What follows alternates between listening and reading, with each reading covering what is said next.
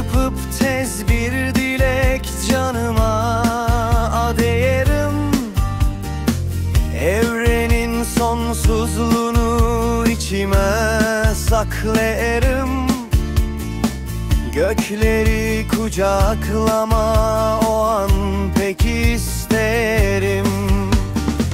Bu dünya sırlar dolu hem bilmecelerle.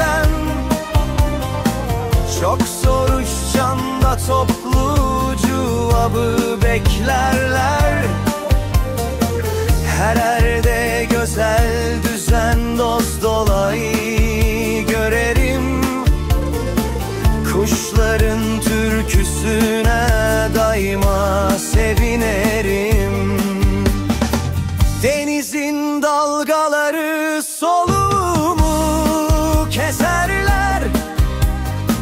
Suların altında balıklar üzerler.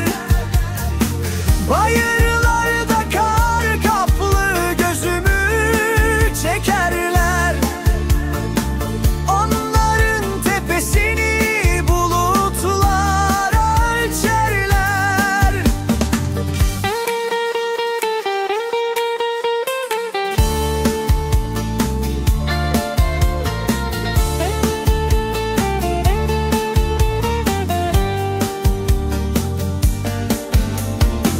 Milyarlarca var çiçek her çeşit renklerle. Kokudan başım döner çayırda gezerken. Ormanın meyveleri baldan tatlıdır. Tarlanın altın kulağı zenginlik kaplıdır.